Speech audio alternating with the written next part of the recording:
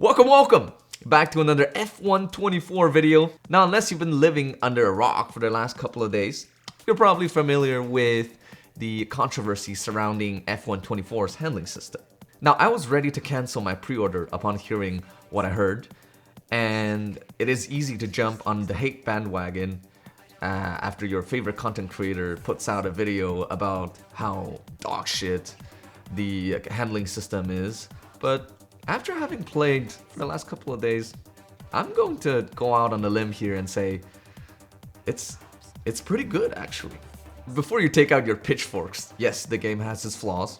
Some of the features do feel half-baked, a little rushed, and the handling is not perfect, but I think it is a step in the right direction, and here's why.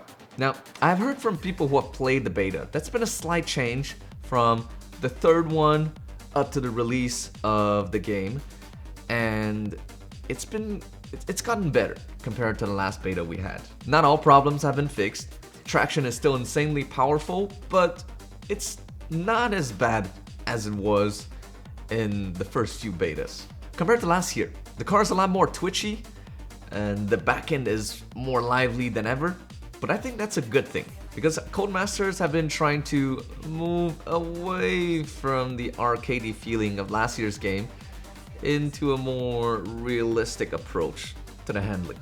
There's now a drastic difference between low-speed traction and high-speed traction. Think about it this way: when you're driving at low speeds, there's less air passing through the aero components in your car, and there's going to be a lot less downforce, so you're more reliant on the mechanical grip from your tires.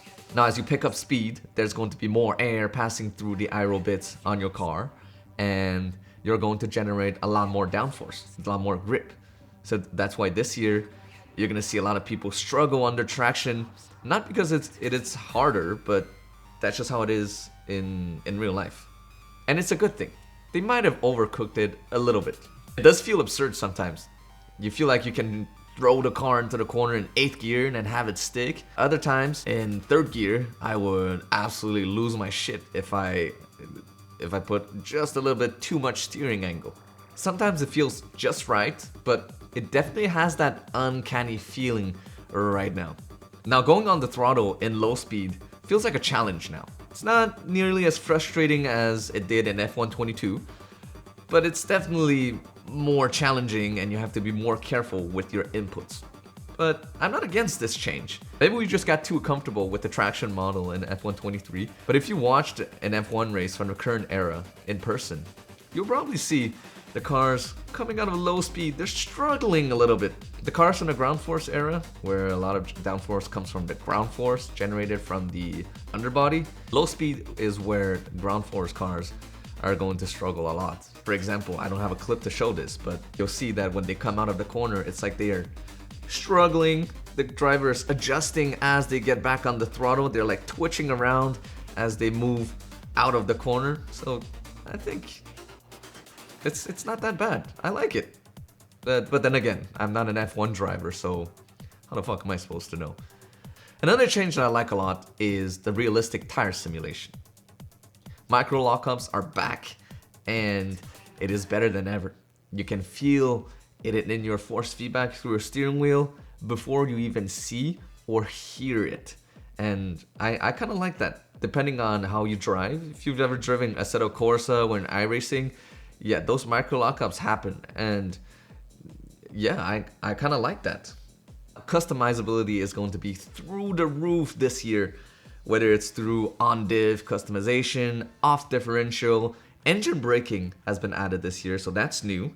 Now, if you run too much brake pressure, you put your brake bias too much in front, it can easily unsettle the car. If you're too aggressive, you're overdriving the car on corner entry, this is where you could lose a lot of time. And if you combine all of those bad habits together, you probably end up with a overly worn tire, but only on a single one, like I did around Qatar. Surface and carcass simulation are much more realistic, and changing pressures to be higher will actually net you a colder tire compound, which is how things work in real life. I just love when things get technical, as we move away from a more arcadey feeling to a more realistic approach to handling.